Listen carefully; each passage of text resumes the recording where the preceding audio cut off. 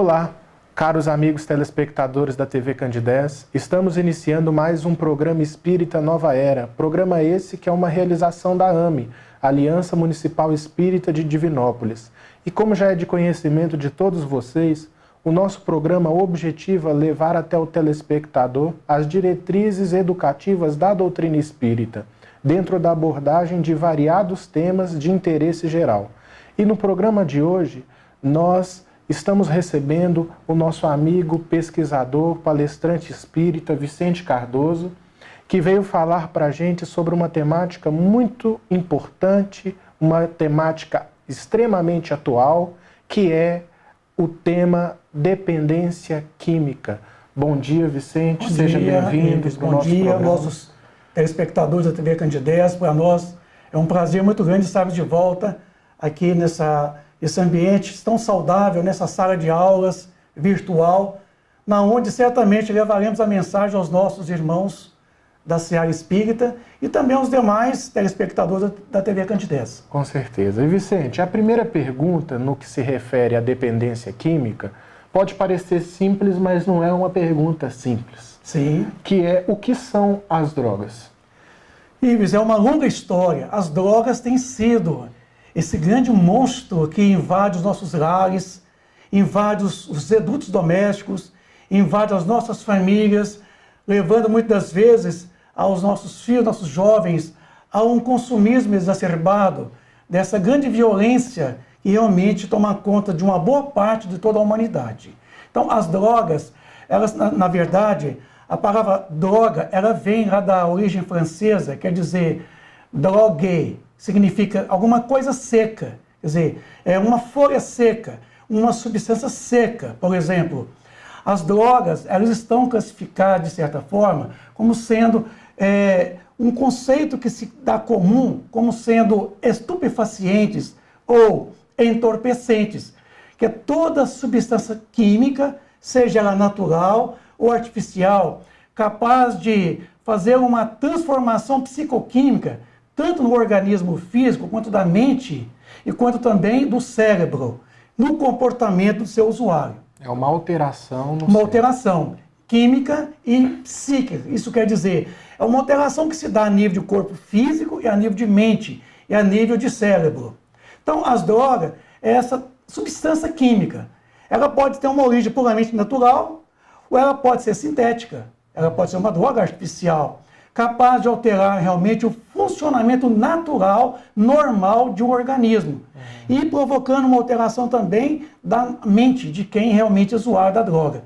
Provocando aquilo que nós chamamos de intoxicação. Intoxicação pelas drogas, que hoje a gente chama muito de toxicomania. E a dependência, ela não é só uma dependência química, né? Pode haver, então, uma dependência psicológica e, inclusive, de drogas naturais. Sim, naturais, porque as substâncias chamadas tóxicos, como é muito conhecido entre nós, nada mais do que os entorpecentes, nada mais do que essas drogas que têm um fator em provocar em nós uma espécie de um entorpecimento. Correto. Isso quer dizer, ela gera uma série de reações químicas e reações cerebrais, reações emocionais e reações até mesmo de conduta moral. Sim, sim. Porque tem drogas que têm uma profundidade enorme com relação à sua ação sobre nós. Sim. Então, os entorpecentes, eles funcionam no início como uma espécie de um bem-estar enganoso, que é muito saudável, gostoso, uma sensação diferenciada. Porém, a sua abstenção, quer dizer, a sua suspensão, ela produz um estado de ansiedade em quem consome, que faz com que exija do consumidor a necessidade de uma nova dose. Então, isso cria um ciclo vicioso, Ives. Sim. Por isso que essa droga tem esse fator de entorpecer. E como se classificam as drogas? As drogas se classificam sendo elas drogas terapêuticas, drogas de restituição, drogas sintomáticas. Que são as drogas terapêuticas? São definidas como pelo próprio nome coloca, corresponde às substâncias introduzidas no organismo, no corpo físico, para obstruir o curso de uma enfermidade, de uma doença. Em geral, ela ataca os micro-organismos causadores do mal, da doença. Aí estão incluídos os chamados antibióticos, de uma maneira geral, né? Uma série de substâncias químicas que são utilizadas como medicação. Por isso que tem uma ação terapêutica. Mas pode causar dependência Pode também. causar dependência. Por exemplo, drogas soníferos, que são aquelas drogas que são utilizadas para provocar o sono. Elas têm essa condição de realmente provocar uma certa dependência. Os chamados barbitúricos geram uma dependência muito grande no nosso organismo. Temos ainda, Ives, as chamadas drogas de restituição, que são todas substâncias químicas que servem para corrigir alguma deficiência no funcionamento geral do organismo. Com isso, são elas as vitaminas, vitaminas naturais, sintéticas, são sais minerais, são vacinas, são os hormônios, etc, etc.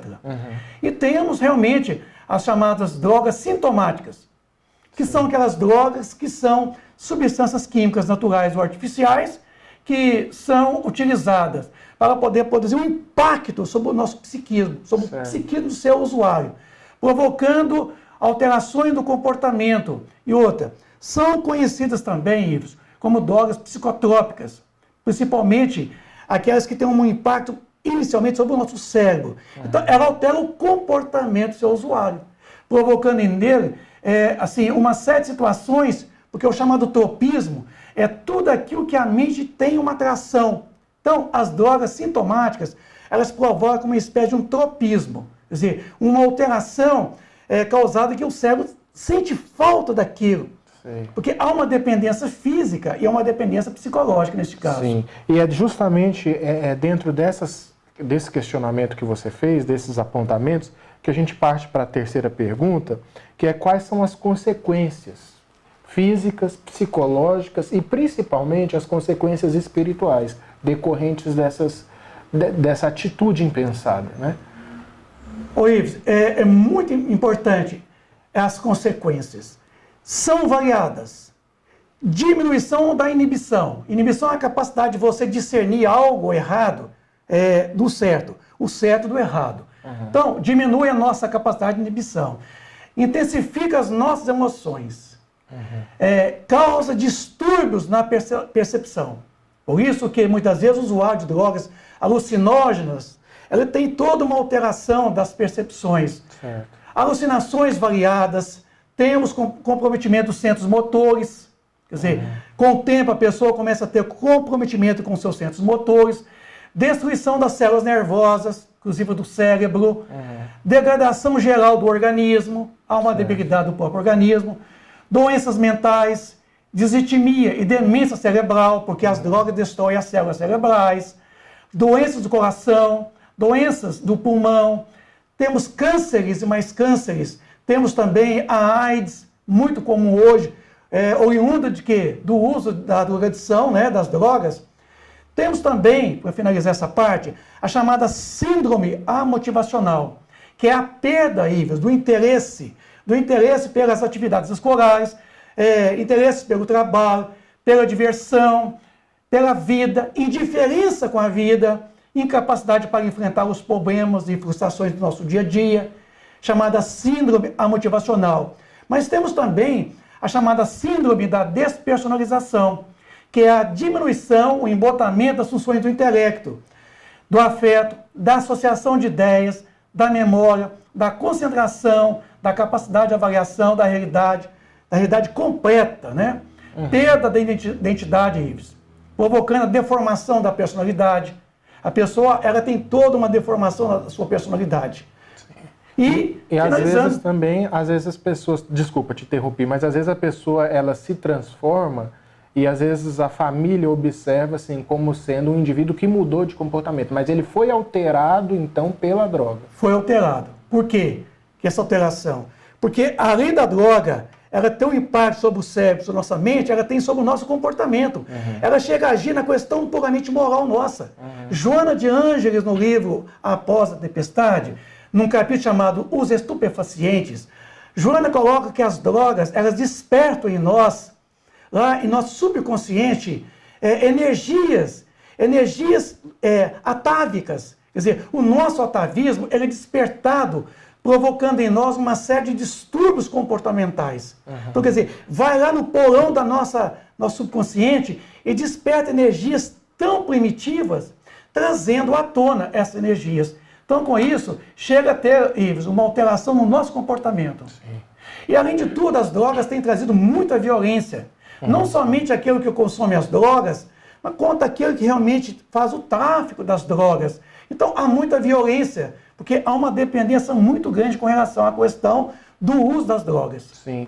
Agora, as consequências espirituais, Vicente, do espírito que desencarna, por exemplo, perturbado pelo uso de drogas, ele vem a comprometer o seu organismo perispiritual? Vem. Compromete muito o seu perispírito, porque tudo que nós fazemos ao corpo físico, lesa-se o perispírito, lesa-se o corpo mental. Com isso, gera para as futuras encarnações débitos clamorosos, pelo qual o usuário da droga não sabe que, uma vez utilizando essas drogas, tem um impacto também sobre ele, sobre o seu corpo espiritual, chamado perispírito. Então, certamente, futuramente, ele terá uma série de distúrbios espirituais. Por quê? Porque aquilo lesou seu perispírito.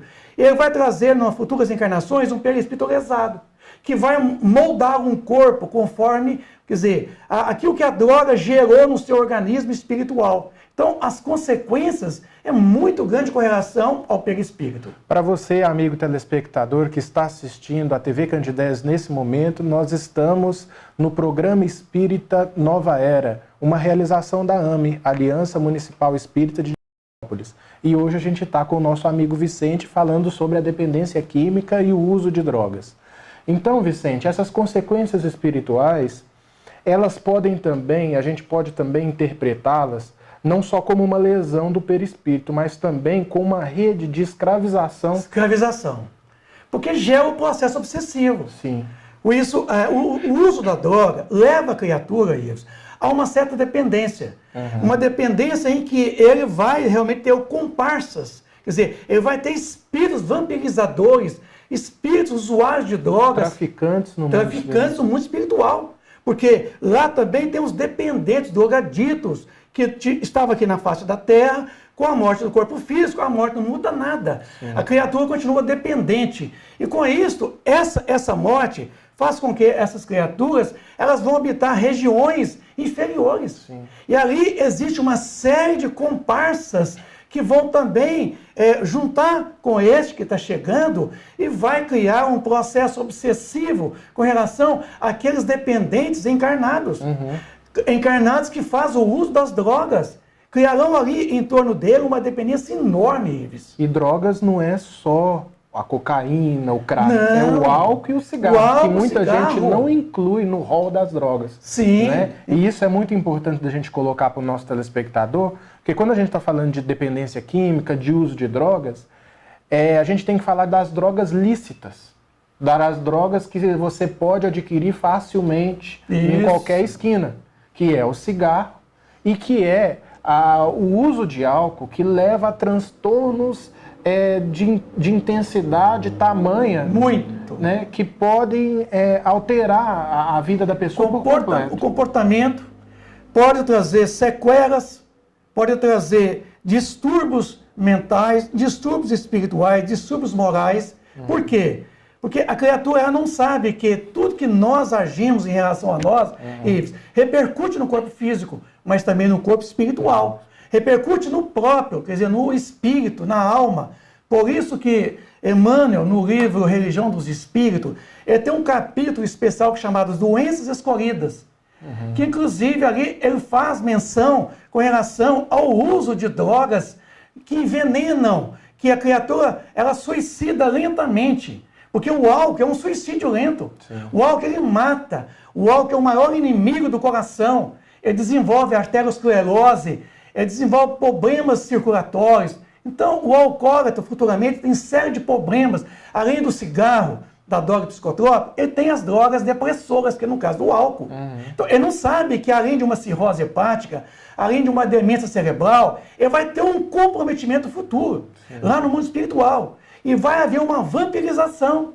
Porque em torno de um drogadito encarnado, existe uma série de espíritos desencarnados dependentes do álcool. Dependentes do álcool, e até tem um espírito que fala que o primeiro copo é você que toma. O segundo copo já tem participação. O terceiro, você já virou canudo do espírito. Ou seja, os espíritos oportunistas, que de certa forma encontram em nossas fragilidades Sim. acesso para poder dar invasão a vícios que eles mesmos não se libertaram, aproveitam de momentos como Sim. esse, que muitas vezes nos arrebatam de uma maneira muito sutil, porque o telespectador ele pode estar pensando assim, mas eu bebo só socialmente. Mas quem diz que por ali, através de uma singela alteração do seu psiquismo, já não vai ser o bastante para que faça que muitas vezes não só espíritos te influenciem, mas como, por exemplo, altere você no volante do seu veículo, Sim, né? E certamente. cometa um acidente, ou fale palavras impensadas com a sua esposa, acabe com o seu No casamento. caso, a inibição, diminui a inibição. Então a gente passa a perder o discernimento daquilo que faz. Então o álcool tem sido causa de grandes acidentes automobilísticos, de grandes acidentes pessoais, em que a pessoa ela acredita que quanto mais ela bebe, menos sim, ela tem um discernimento. Por isso que entra no carro, Ives, e ela mais percebe que menos está andando no carro. Ela acelera muito mais. Aí vem um acidente, porque o álcool diminui a sua capacidade de inibição. Então, enfim, as drogas, sejam elas lícitas ou não, Ives, traz uma série de consequências para o usuário. Com certeza. E tem cura. Porque cura. quando a gente diz, quando a gente fala de drogadição também, a gente tem que ir raízes mais profundas do que o vício em si, que é um problema oculto. De muitas vezes uma fuga da realidade do indivíduo, uma ansiedade profunda, uma depressão que muitas vezes leva a pessoa através de substâncias químicas. Mecanismo de evasão. De evasão. Isso. Então a cura, porque a gente tem que considerar a droga como sintoma, não como uma causa. Não como uma causa. Ela está ali naquela condição de um efeito, consequente de uma atitude. Joana, no livro Florações Evangélicas, ela coloca que a questão dos vícios é uma questão puramente moral. O vício é uma imperfeição moral, da qual Jonas comenta. Então, com isso, é essa condição moral que nos leva realmente a uma dependência, né, de um mecanismo de evasão. Então, a drogadição tem cura. Começa onde? Na atitude, em dizer não à bebida alcoólica, não ao cigarro, não às drogas psicotrópicas. Começa em nós. É muito importante a vivência na plenitude do amor.